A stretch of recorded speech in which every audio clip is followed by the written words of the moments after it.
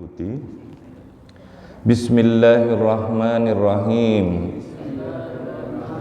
Allahumma sholli ala sayyidina Muhammadin wa ala alihi wa sahbihi wa sallim. Allahumma inni asta'inuka wa as'aluka an taj'alani min ibadika salihin. Allahumma waffiqni li ta'atika wattiba'i rasulika wal birri biwalidayya wa husni talaqi mimma syaikhi. Allahumma ij'alni minal hukama'i al-muzawwadina bil ilmi ma'al istiqamati fi ibadatika wa husni syukrika birahmatika ya arhamar rahimin. Amin amin ya rabbal alamin. Alhamdulillah wa syukurillah ala ni'amillah wassalatu wassalamu ala rasulillah Muhammad ibnu Abdullah wa ala alihi wa sahbihi wa man walah. Bismillahirrahmanirrahim. Rabbi shrah li sadri wa yassir li amri wahlul 'uqdatam min lisani yafqahu qawli. Rabbi zidni ilman warzuqni fahman. Subhanaka la ilma lana illa ma 'allamtana innaka antal alimul hakim. Allah yang maha agung, Allah yang maha besar, Allah yang maha memberikan petunjuk, yang maha berkuasa, yang maha berkehendak. Semoga dengan kehendaknya Allah dan kekuasaannya menggerakkan hati kita untuk selalu menuntut ilmu. Kita sudah sampai kepada tanjakan pertama tentang ilmu. Kemarin dijelaskan tentang wa ma khalaqtul jinna wal insa illa liya'budun. Tidaklah diciptakan jin dan manusia melainkan untuk ibadah.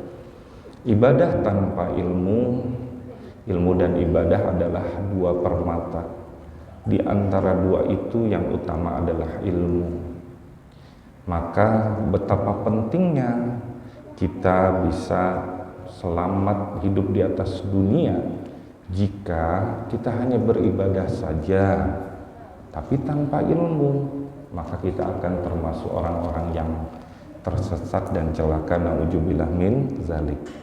Maka sesungguhnya ilmu menjadi asal muasal yang diikuti, di mana wajib bagi kita mendahulukannya atas ibadah.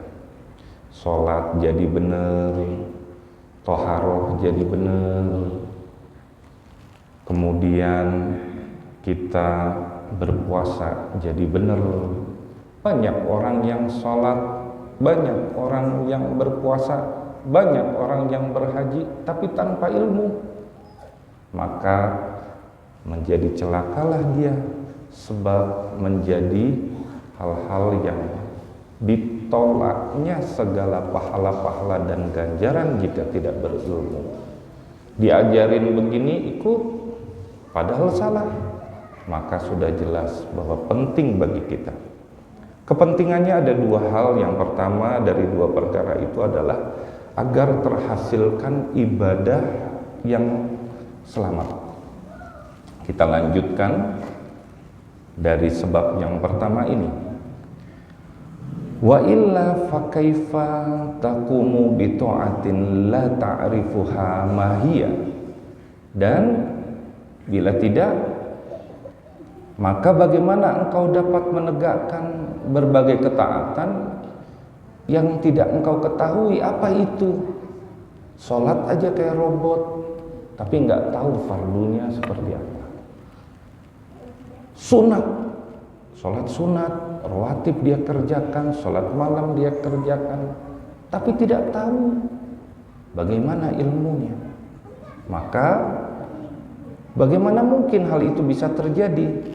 Bagaikan kita disuruh, pokoknya saya disuruh aja, saya harus begini, ya begini. Dasarnya apa, tujuannya apa, bentuknya seperti apa, yang benar seperti apa, yang salah seperti apa, kita nggak tahu. Bagaimana mungkin ketaatan yang seperti ini akan membuahkan buah hasilnya? Ingat, ilmu adalah pohon. Daun-daun, buah-buahan adalah ibadah. Pohonnya betul, buahnya juga betul. Maka kita akan menerima buah-buahnya itu berupa pahala dan ganjaran dari Allah Subhanahu wa ta'ala. Wa kaifa hiya wa kaifa yajibu an taf'ala. Dan bagaimana ibadah itu? Dan bagaimana alasan ibadah itu wajib engkau lakukan? Kenapa menjadi sholat 5 waktu itu fardu? Di dalam diri ini, nggak apa-apa, saya nggak sholat. Gimana saya saja sanggupnya. Padahal itu fardu. Kefarduannya wajib, fardu ain. Ketika ditinggalkan maka menjadi hutang selama hidupnya yang harus dibayar. Maka kalau dia hanya menganggap remeh saja, munculnya meremehkan suatu ibadah karena nggak ada ilmu. Kita lanjutkan. An kaifan tajtanibu ma'asiyalla ta'lamu, atau bagaimana engkau bisa menjauhi segala kemaksiatan yang kamu tidak ketahui? Nih makan. Saya pernah bersama dengan teman ketika dia punya ilmunya. Kita waktu itu masih kuliah. Kita tidak tahu betapa kehati-hatian tentang waro itu penting. Diajak jalan-jalan di mall, Aldiron Plaza di Blok M sana ketika saya di Fakultas Kedokteran Universitas Indonesia. Ayo akhi, kita makan, buka puasa. Waktunya buka puasa. Udah, makan ini aja. Begitu kita mau masuk, dia bilang, stop, jangan. Kenapa? Ini restorannya adalah restoran Cina, tulisannya Cina. Saya ragu terhadap makanan nanti yang dimakan, jatuhnya menjadi subhat.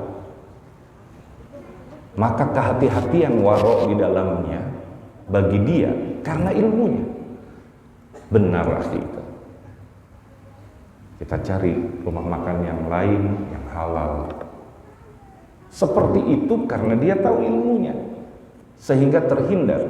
Bagaimana seseorang, yuk kita diskusi, yang diskusikan tentang sesuatu yang membuka aib orang, melakukan namimah dan gibah, mengatakan bahwa ini adalah demi kebaikan, padahal jelas bahwa itu adalah membuka aib seseorang yang dilarang oleh agama. Karena tidak mengerti bahwa itu salah.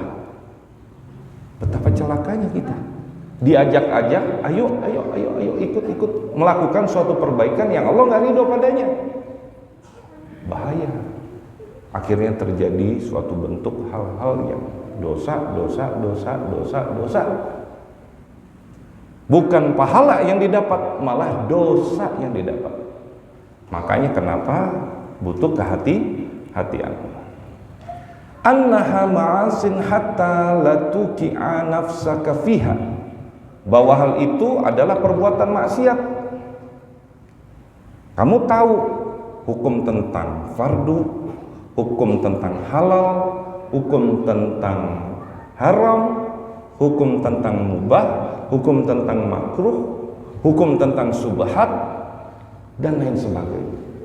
Ketika kita mengetahui itu, jelas bagi kita petunjuknya. Ini benar, ini saya ikuti. Sehingga saya bisa dapat pahala, ganjaran yang memang sudah disediakan bagi orang-orang yang beribadah. Hingga engkau tidak akan menjerumuskan dirimu ke dalamnya. Ke dalam apa? Ke dalam perbuatan-perbuatan maksiat yang kita nggak tahu. Yuk bro, kita jalan kemana? Tempat situ karaoke, nggak apa-apa lah di sana. Tapi banyak yang dilihat. Saya kan nggak minum, tapi banyak yang dilihat. sesuatu bentuk kemaksiatan yang ada di sana, perempuan-perempuan tanpa aurat-aurat, yang nampak auratnya, sehingga membangkitkan syahwat-syahwatnya. Dosa-dosa mata itu akan datang. Dia merasa bahwa diri dia melakukan kebaikan di dalamnya, padahal keburukan. Bagaimana mungkin hal ini bisa mendatangkan kebaikan bagi diri kita? Kita tidak menjaga diri. Fal ibadatu syar'iyah. Adapun ibadah-ibadah syariat itu katoharoti wassolati wassaumi wa ghairiha, seperti bersuci, toharoh, sholat, saum, berpuasa, dan lain sebagainya. Yajibu an ta'lamaha bi ahkamiha wa syara'itiha hatta yutuqimaha. Adalah hal yang wajib engkau mengetahuinya dengan segala hukumnya dan syarat-syarat sahnya perbuatan-perbuatan ibadah itu, hingga engkau bisa menegakkannya secara baik dan benar. Wudu yang wajib seperti apa? Nanti hukum fikih kita belajar. Sholat, bagaimana cara tegaknya yang dicontohkan oleh hadis. Kemudian setelah itu kita tahu perbedaan 4 mazhab. Mazhab mana yang kita pakai? Jangan nyala-nyalain ya. Banyak orang yang saling menyalahkan. Kenapa sebabnya? Kalau menurut saya, punten, pendapat pribadi saya, hal yang nggak perlu itu, karena akan menyebabkan perpecahan di dalam umat. Satu pakai kunut, satu enggak. Maka kondisinya dua-duanya kuat. Mazhab Syafi'i pakai kunut, mazhab Hambali, Hanafi tidak. Tapi dua-duanya keempat-empatnya itu adalah Ahlus Sunnah wal Jamaah. Maka kalau kita nggak tahu perbedaan antar mazhab, maka jadi aneh, jadi ribut, akhirnya bikin masjid di satu RT 2 masjid, satu pakai kunut, satu ente. Padahal nggak perlu. Ketika mengetahui, saling menghargai. Jadi ilmu ini begitu pentingnya, dan ilmu itu bukan ilmu fikih yang tentang bagaimana melakukan kegiatan-kegiatan yang sifat lahir, tapi batin juga harus dilihat. Jangan sampai muncul kebencian, kedengkian, hasad, hasud di dalamnya.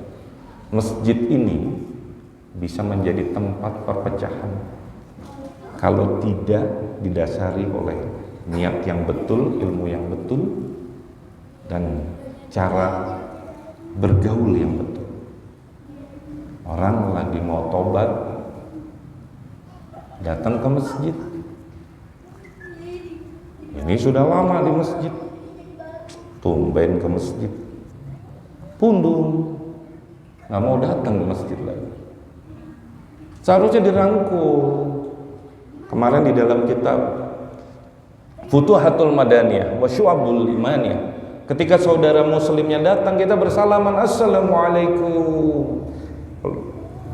Gimana, sehat? Sehat? Oh, alhamdulillah sehat. Ini tidak disindir-sindir dengan bahasa-bahasa sinis, pecah. Nauzubillah min dzalik. Dirangkul karena kita akan berjalan bersama-sama dalam pengajian ini. Makanya dalam pengajian ini kita harus guyup ya. Malaikat turun. Makanya orang yang berangkat niatnya karena Allah untuk mengaji, malaikat turun untuk menghampiri diri. Sekitar sini ada malaikat. Dan itu akan menumpuhkan keberkahan, kedamaian, kenyamanan di dalam jiwa-jiwa kita, sehingga kita mampu mendapatkan manfaat, mudah-mudahan diridhoi oleh Allah Subhanahu wa taala. Amin ya rabbal alamin. Farubbama, karena bisa jadi anta mukimun ala syai'in sinina wa azmanan, bisa jadi engkau selalu menjalani sesuatu selama beberapa tahun dan masa, sholatnya begitu-begitu, puasanya gitu-gitu, seperti itu kita lakukan dalam waktu yang lama. Mimma yufsidu alaika toharotaka wa sholawatika, dari berbagai hal yang merusak bersucimu dan sholatmu. Kaki gak dibersihin dengan benar, ada najis di situ. Tangan sembarangan saja, mau buru-buru, tergesa-gesa, nggak sampai ke siku. Padahal basuh fikih sampai ke siku, air mengalir sampai ke siku, harus semuanya dapat. Ini cuma di sini doang. Kayaknya nggak afdol. Bagaimana mungkin kita nggak tahu bahwa kita itu melakukan kesalahan, tapi dipikirnya kita sudah melakukan kebaikan, maka nggak ada bekasnya. Bagaimana? As-sholatu tanhanil fahsai wal munkar. Jika caranya salah, tidak bisa mencegah perbuatan keji dan mungkar.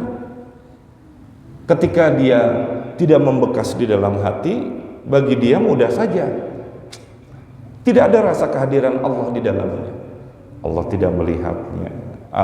Tidak ada. Seperti begini contohnya, seorang pemuda naik motor, lampu hijau, ngebut. Begitu sudah lampu merah, wah, dibabras saja, puncak. Kemudian prit, pinggir kamu, pinggir. Mana SIM? Ini Pak. Mana STNK? Ini Pak. Kamu nggak lihat itu lampu merah? Lihat Pak. Kenapa kamu terus? Saya pikir Bapak nggak ada. Itu jawabnya. Seperti itu kalau tidak merasakan kehadiran Allah di dalamnya. Seperti itulah. Sehingga dia tidak merasa bahwa Allah itu akan melihat, ya sami'un, ya basirun. Sholat saja dia, melakukan kedoliman saja dia, tidak membekas sedikit pun bagi dirinya. Karena apa? Karena cara ibadah yang salah, tidak berilmu tadi. Sampai mana kita? Mimma yufsidu alaika toharotaka wa sholawatika wa yukhrijuhuma, dan perusak itu mengeluarkan an kaunihima waqi'ataini ala wifaqil sunnati wa anta la tash'uru bidzalika. Dan perusak itu mengeluarkan bersuci dan sholatmu dari keberadaan. Bayangin, nggak bernilai pahala, nggak bernilai karena salah. Keduanya sebagai hal yang mesti terlakukan sesuai sunnah. Syarat sah sholat, punten, habis bersetubuh, dia nggak ngerti harus mandu wajib karena nggak ngerti ilmu fikih. Pergi aja dia ke masjid, padahal itu dilarang, dan gak mau belajar. Dia sembunyikan itu, padahal dia dalam keadaan junub, dalam keadaan hadas besar yang harus didahului oleh mandi.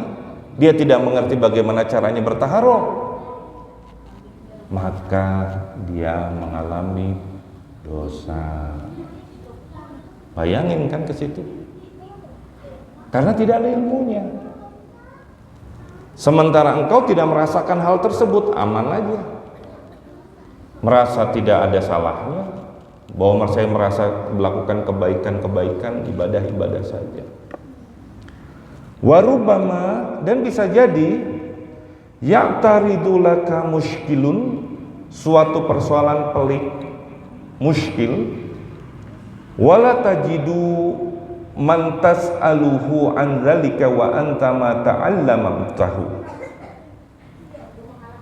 Masalah yang pelik terjadi padamu, sedangkan engkau tidak menemukan orang yang bisa engkau bertanya kepadanya tentang hal itu karena rasa malasmu datang ke majelis ilmu, datang kepada ustadz, datang kepada ulama, datang kepada guru-guru madrasah. Coba bayangin, kita minta petunjuk kepada mereka. Ini bagaimana Ustaz? Kira-kira saya sudah benar tidak? Kira-kira saya sudah melakukan sesuai dengan syariat tidak? Atau saya melakukan kesalahan? Coba kamu sholat, kata Ustaz. Gitu sholat, sholatmu coba bacaannya, Fatihahnya yang betul. Baca Fatihah. Salah, benerin, begini. Seperti itu, sehingga semuanya dengan runut, bagus, sehingga kita bisa semakin membaik. Thumma madaru hadza sya'ni aidan 'alal ibadatil batinah. Selanjutnya poros itu fokus perhatian. Hal penting keutamaan ilmu ini juga tertuju pada ibadah batinah, ibadah batin, ibadah-ibadah yang bersifat tidak terlihat, yang ada di dalam hati. Allati hiya masail qalbi yajibu an ta'lamaha, yang merupakan perilaku-perilaku hati yang wajib engkau ketahui. Minnat tawakkuli, tawakal, wa tafwidi, tafwid, berpasrah diri atas pengaturan Allah, waridho, ridho sama ketetapan Allah, wasabri, sabar, wa taubah, taubatan nasuha, wal ikhlas, ikhlas, nggak ada riya di dalamnya, semuanya karena Allah.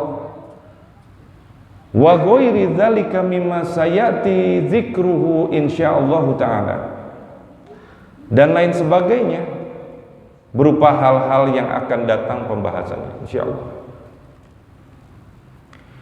Wa yajibu an ta'lama manasihal lati hiya abdadu hadhil umuri, dan wajib engkau ketahui berbagai hal yang melenakan hati, yang merupakan kebalikan perkara-perkara tadi, seperti marah, kasukhdi wal amali wal riyai wal kibri litajtani badzalika, berangan-angan, bersikap riya, sombong, kibir, agar engkau dapat menjauhi semua itu. Sekarang ini termasuk ibadah batin, bapak-bapak, ibu-ibu. Sekarang kita fokusnya kebanyakan manusia banyak mementingkan ibadah-ibadah yang bersifat lahir, tapi tidak mengetahui tentang ibadah-ibadah batin. Betapa seseorang harus bertawakal kepada Allah, betapa di dalam ibadahnya dia harus melakukan ikhlas, betapa dia di dalam mengalami cobaan-cobaan, godaan-godaan, dia harus bersabar. Dia nggak tahu, sholat saja dia, kamu ridho, saya mah ridho, nah itu udah nggak ridho, udah benar-benar ternak ayam, kasih makan, senang-senang, diambil orang, padahal mau dipencit untuk makan bareng-bareng sama saudara-saudara. Kesel, dari ridho, aing ridho. Ramja dah gitu ngomong. Bayangin lah. Pikir sama kita tuh. Bagaimana merasakan itu, yaitu ketika innalillahi wa inna ilaihi rajiun. Bagaimana tauhid muncul. Mangga Allah disanggakeun. Mugi-mugi disolehkeun dah yang maling dah. Mugi-mugi jadi soleh. Mugi-mugi habis makan ketabrak mobil. Astagfirullahaladzim. Ulah tuh. Ya.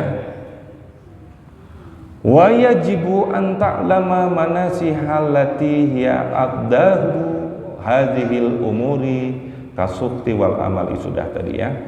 Fa inna hadhihi faraidu wa nasallahu ta'ala, maka sesungguhnya semua ini adalah hal-hal yang diwajibkan dan Allah Ta'ala alal amri biha wan nahyi an addadiha fi kitabihil azizi wa ala lisani nabiyyi sallallahu alaihi wa alihi wasallam.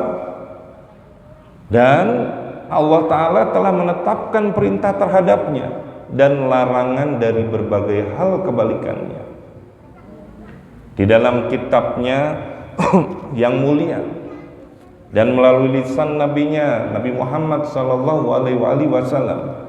Kama qala ta'ala, sebagaimana firman Allah Ta'ala, wa 'alallahi fatawakkalu in kuntum mu'minin, dan hanya kepada Allah hendaknya kamu bertawakal jika kamu benar-benar orang yang beriman. Ini ada di dalam surat Al-Maidah ayat 23, surat kelima. Ya.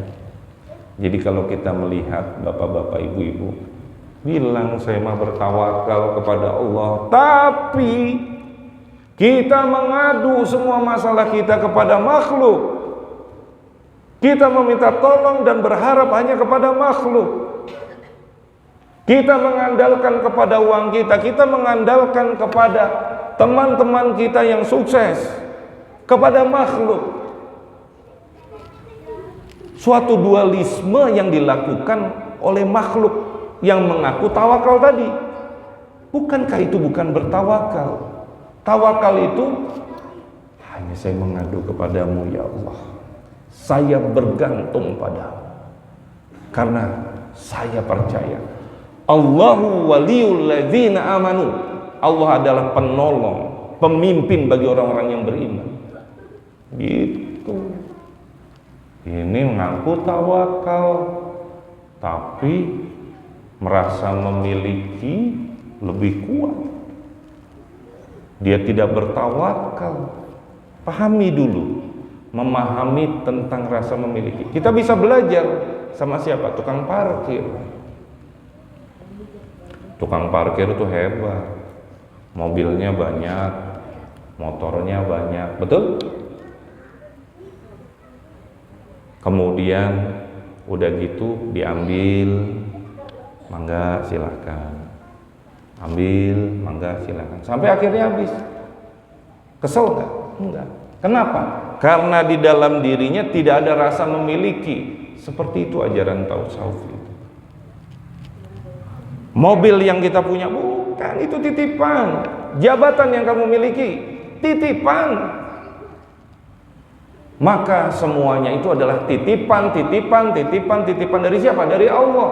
Ketika dijaga dengan baik, dengan penuh amanah, aman. Coba lagi tempat parkir spion hilang, coba marah nggak yang nitipin? Begitu juga diri kita, jadi pejabat, dititipin jabatan, tapi tidak amanah, korupsi dia. Marah nggak yang nitip? Marah.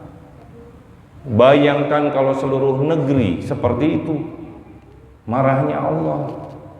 ngeri. Maka menyuruh kepada makhluk-makhluk, antara lain gunung-gunung yang bertebaran sekitar Jawa Barat itu bisa meletus, bumi gempa. Jangan melawan Allah di sini, karena Allah Maha hebat dan Maha berkuasa. Pemahamannya cukup dalam di sini, bapak-bapak, ibu-ibu. Makanya kita bertawakal. Wa may yatawakkal 'alallah fahuwa hasbuh. Dan barang siapa yang bertawakal kepada Allah, Allah akan cukupkan. Coba gaji sebulan 1.500.000, mikir punya rumah, anak bisa sekolah, anak bisa makan 3 kali sehari, kelaparan. Saya pernah ketemu pegawai 2A makan gaji cuma 1.750.000. Kalau sekarang itu dikonversi lebih kurang sekitar 2,5 juta pegawai rendahan.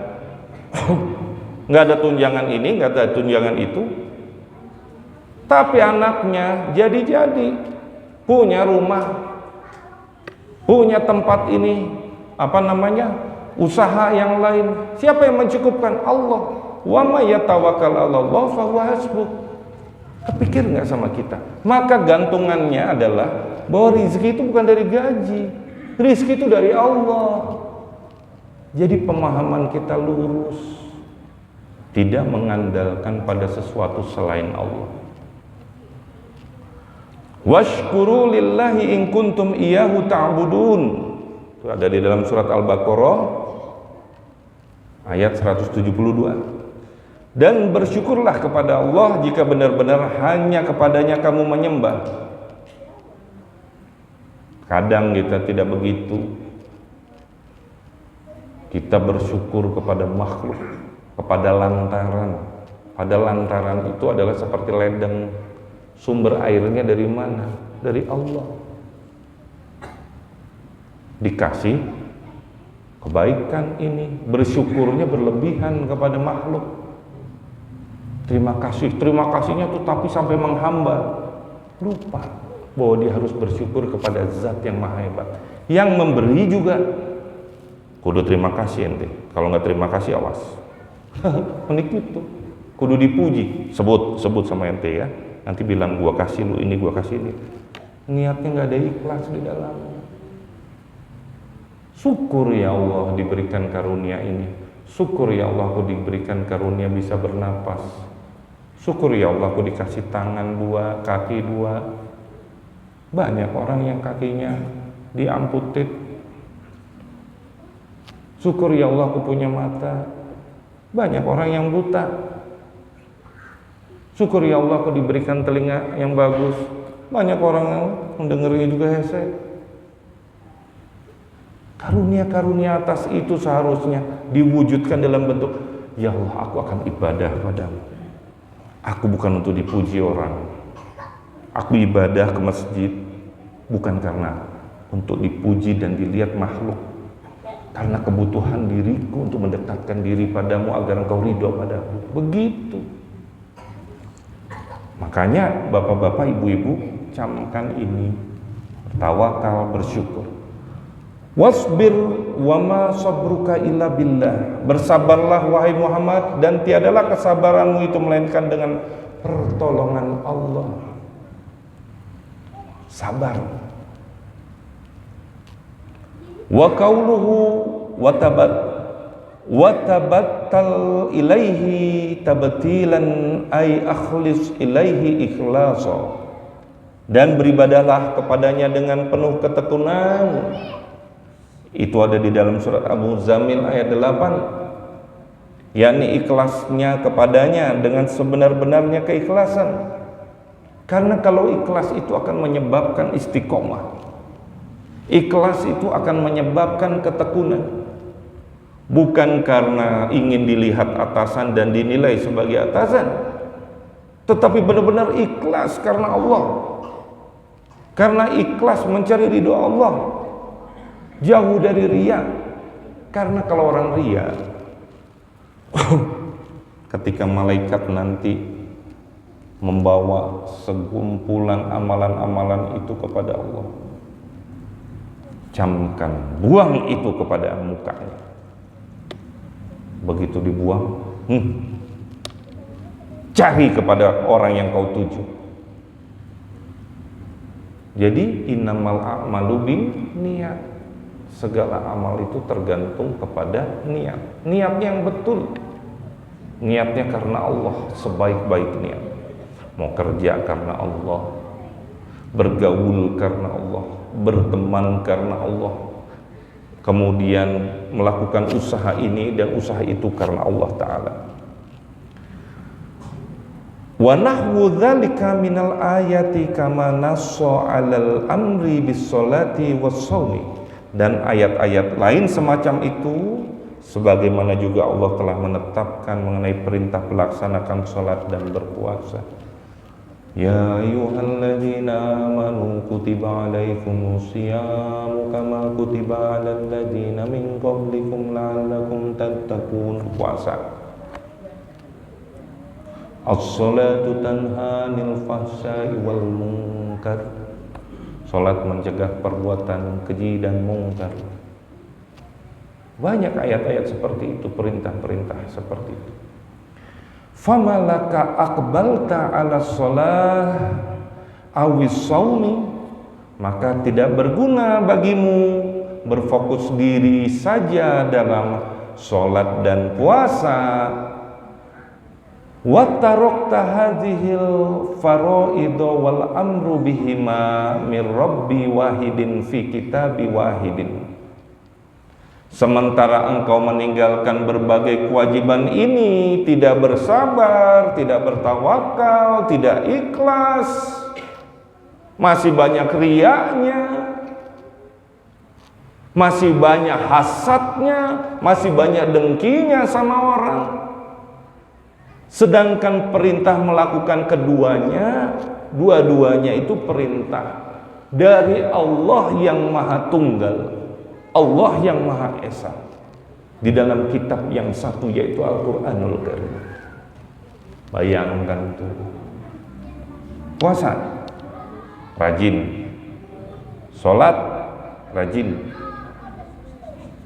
sholat sunat rajin, haji sudah, umroh sudah, zakat sudah, infak sudah, tapi kagak ikhlas. Ada ria, pengen disebut-sebut orang, atau ada dengki, ada hasad, atau ada kebencian, ada dendam. Berarti kita tidak adil pada diri sendiri, melakukan yang satu, meninggalkan yang lain. Betul? Makanya dua-duanya kudu lurus, kudu benar, sehingga halus budi pekertinya. Penyebab para saya di mana-mana di seluruh dunia ini karena dengki, hasad, dendam, kesumat, tidak ada rasa maaf, peperangan, saling bunuh-bunuhan. Ini sekarang ini luar biasa. Apa sebabnya? Itu tadi, dia hanya mementingkan pada satu sisi. Bal ghafalta anha fala ta'rifu syai'a minha bitafwa man asbaha yu'ajil hazzahu. Bahkan engkau lalai darinya. Habis kita sholat benar-benar, puasa benar-benar, tapi kita gibah, kita hasad orang untuk membuka aib orang lain dengan penuh kedengkian dan kebencian. Maka engkau tidak mengetahui apapun tentangnya, dengan sebab mengikuti fatwa orang yang lekas cepat mengambil bagiannya yang mabuk cinta dunia, masy'ufan hatta yasayyarul ma'rufa munkaron wal munkaro ma'rufan, hingga ia menjadikan segala hal baik sebagai hal yang mungkar dan segala hal yang buruk menjadi hal yang baik. Nauzubillah min dzalik. Ngerti kan maksudnya bapak-bapak, ibu-ibu di sini? Banyak orang saya mengikuti dia, padahal diajak untuk cinta pada dunia. Maka orang-orang ulama-ulama golongannya penuh kepalsuan, mengajar kebencian. Coba lihat, membenci sama ulama ini, membenci sama ulama ini, gelut. Coba pikir, padahal ajaran ini adalah ajaran kasih sayang, bersih hati, jadi kotor hati. Diajak kita untuk cinta dunia, mikirin dunia, maka doanya nggak ridho sama Allah dan cenderung ngatur Allah, bukan mau diatur sama Allah. Hilang tahwid dari diri dia. Ya Allah, aku sudah sholat malam, ya Allah, dengan nangis bahasa, aku mohon padamu ya Allah, agar tanah sebelah itu kembali padaku ya Allah. Dibeli sama orang, marah. Allah nggak adil. Tuh lihat, Allah tidak mengabulkan doaku. Akhirnya malas ibadah. Akhirnya ninggalin ibadah. Akhirnya rusak niatnya. Karena diajarinya seperti itu. Kalau kamu soleh, kamu nanti banyak duit. Kamu sering-sering ke masjid, nanti kamu banyak duit, jalan pasti terbuka. Maka yang ada di otak dia, lantaran saya soleh, pasti Allah ngasih duit banyak sama saya. Salah. Yang benar seperti apa? Itu tadi. Wa may yattaqillaha yaj'al lahu makhraja. Barang siapa yang bertakwa, Allah akan berikan pertolongan. Pertolongan Allah yang dekat. Kalau masalah rizki mah sudah ditetapkan di Lauhil Mahfuz. Pertolongan Allah ini yang paling penting bagi diri kita. Sekarang bagaimana kita mau ditolong Allah? Dosa terus, maksiat terus sama Allah. Coba pikir. Melalaikan waktu, berbuat dosa, bermalas-malasan dalam ibadah. Ajarannya seperti itu aja yang kita lakukan. Nauzubillah min dzalik. Bagaimana jalannya Allah mau nolong kita? Wa yarzuquhu min haitsu la yahtasib, dan Allah akan berikan rizki dari pintu tak terduga. Jangan mikirin artinya kita tuh. Usaha kerja adalah suatu bentuk ibadah. Niatnya ibadah. Capeknya kita, lelahnya kita, Allah ridho untuk menafkahi anak istri. Ini istri disuruh kerja, dia enak-enak, punten. Atau kebalikannya, dia minta sesuatu hal yang tidak berkenan di dalam apa yang dikehendaki Allah atas dirinya. Makanya, ya Allah, luruskanlah ini ya Allah, gitu.